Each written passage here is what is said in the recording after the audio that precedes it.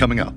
We now know that a maintenance-issued master key fob, which Caballero was known to be in possession of, was used to enter Mia's apartment Friday afternoon. For Vault Studios, I'm Will Johnson. You're listening to The Daily Crime.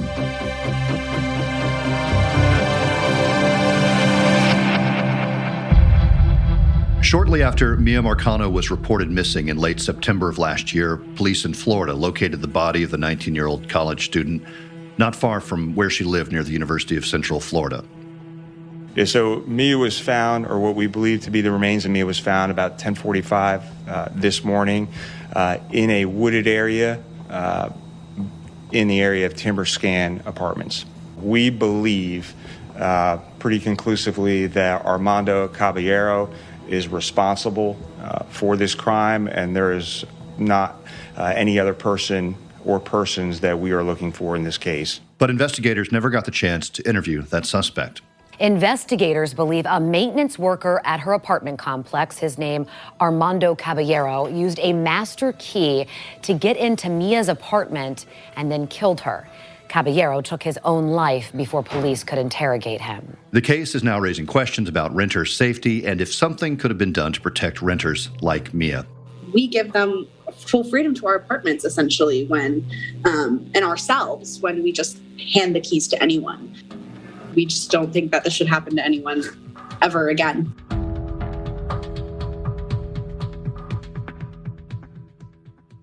Despite what you might believe, your weight is not your fault, even if you've been trying to lose weight for years. Meet Calibrate, the science-backed program that proves sustainable weight loss does not come from yo-yo dieting, calorie counting, or willpower. It's all about biology. The Calibrate program works differently by addressing metabolic factors with FDA-approved doctor-prescribed medications and one-on-one face-to-face coaching for food, exercise, sleep, and emotional health. Real support, not chatbots. We partner with you to help you take control of your weight and your health with tiny tweaks that lead to real results. In fact, our earliest Calibrate members lost 14% of their body weight on average. Fight biology with biology. Get $50 off Calibrate's one-year metabolic reset when you use code SAVE50 at joincalibrate.com. Visit joincalibrate.com to see if you're eligible and use code SAVE50.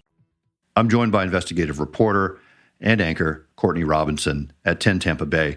Courtney, thanks for being here. We appreciate it. Thanks for having us. This is an important story, and I think while it happened, in Orlando, in Florida, it does have implications for anyone who, rents an apartment, a home, or allows people into their houses. Before we get into that and the issues surrounding renter safety, let's talk about Miya Marcano a little bit and what we know about this case. Again, she was her body found last fall, right? So she disappeared on September 24th. She both lived and worked at this apartment complex at Arden Villas.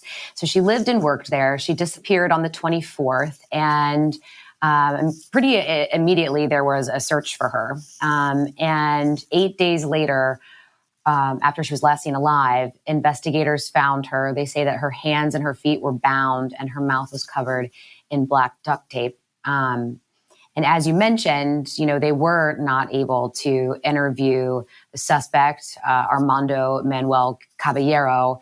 He was a maintenance worker at that apartment complex because he took his own life before they found her body.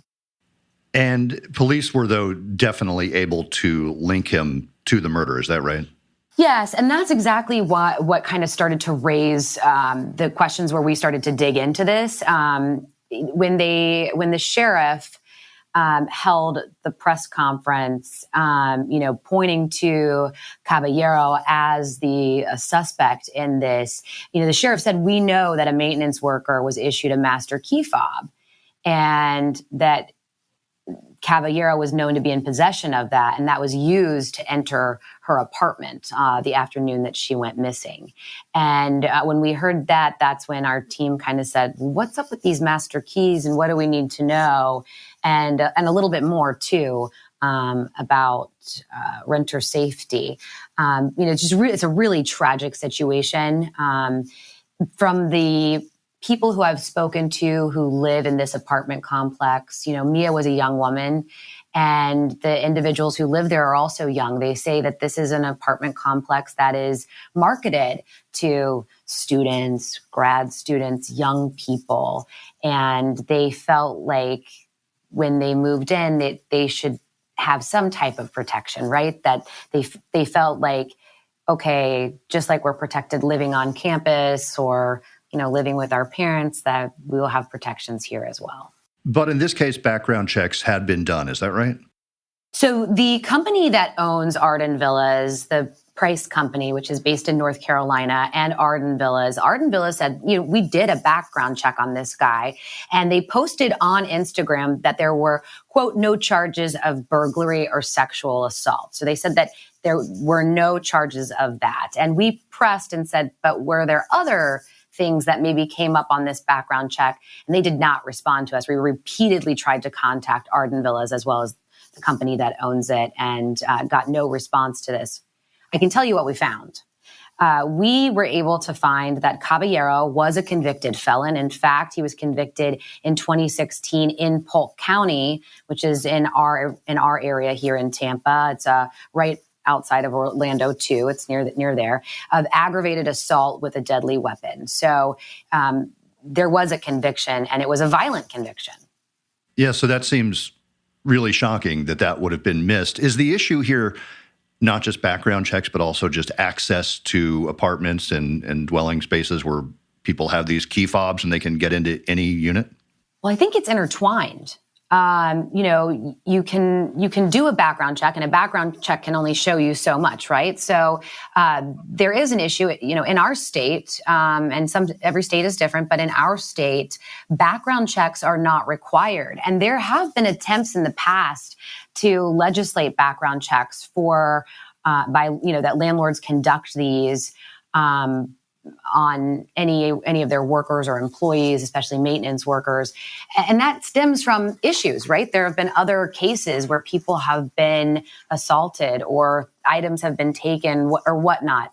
And so some of those attempts have not gone forward, or they've failed. There's a new attempt now after Miya's death, that would, require those background checks and then allow landlords to not employ someone if they find a conviction, a certain type of conviction. So the background check, that's important. And if you find that, some of these tenants say, well, we'd at least like to have known, that there was someone who had a conviction that was able to enter our apartment. But yes, it's also who has access to these keys. And in this case, Will, if I can, I'll explain a little bit about what this master key fob looks like. Yeah, please do. It's probably something that everyone's really familiar with because it looks a lot like what you have on your key to get into work, right? Or maybe even into your gym. It's a little circle and it's electronic and it opens the lock, the deadbolt too. It opens the entire door. And this fob, while everyone has these, and there's maybe, for your work door or for your apartment door. In this case, this is a master key. So this opens every single apartment. And, there were questions of, well, are there logs of who checks it out? And why can't it be made where the key fob expires after a certain amount of time? Why, being able to get in, that it doesn't always exist. So the fact that there are these master keys, and that this Arden Villas is not alone to this. You can ask your apartment complex how they handle their master keys. And in this situation, what the sheriff has said is that Caballero was known to have access to this key. This key existed, and that is exactly how Miya's door was opened. It really makes you think this is one apartment complex in one area of Florida, but just, you mentioned, certainly in other states, laws are different, but just how many places where someone could have access and you don't know if you're living there, and maybe the best thing you can do is just ask. That's exactly right. I mean, there are things that you can do right now if things don't exist. You can always ask your landlord about the background screening process. And you can also ask when and how workers have access to master keys. Those are really important things that you should do. In doing this story, I spoke to friends of mine who are single mothers and live in apartment complexes. And I asked them if they had any indication. Do you know if there are individuals who work in your building who have been convicted of any kind of violent crimes or sexual offenses? And they were like, well, I never thought to ask that. And then, well, what about your master key? Do you know anything about that? I've never thought to ask that. These are things that we don't think about until something so tragic and something so horrible like Miya Marcano's murder happens. And then we need to ask those questions. But those are things that we can do without lawmakers having to take action.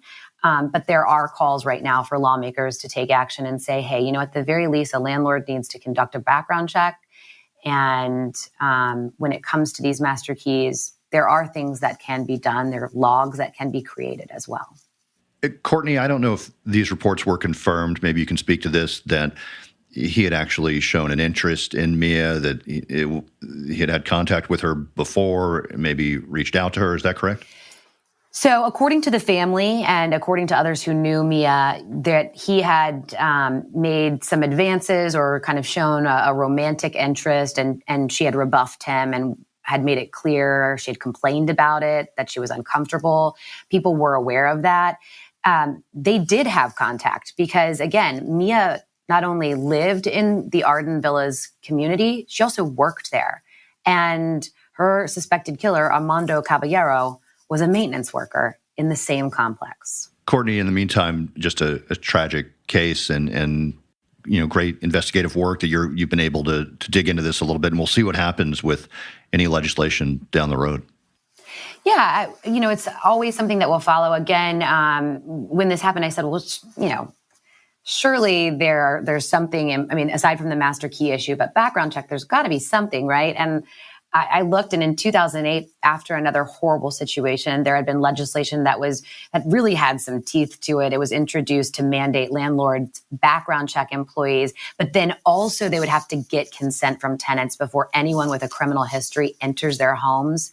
Then 10 years later, 2018, there was the Tenant Notification Act, and that would have required landlords to just say, hey, we've done a background check on an employee, and then if there was someone who had been convicted of credit card theft or a violent crime or sexual battery, then they would have to just let tenants know that.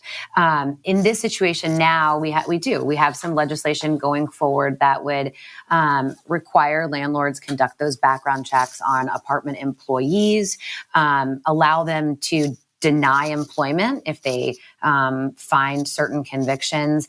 And then it would also create a log for the master key entry, and then extend the notice that a landlord would have to give from 12 hours to 24 hours.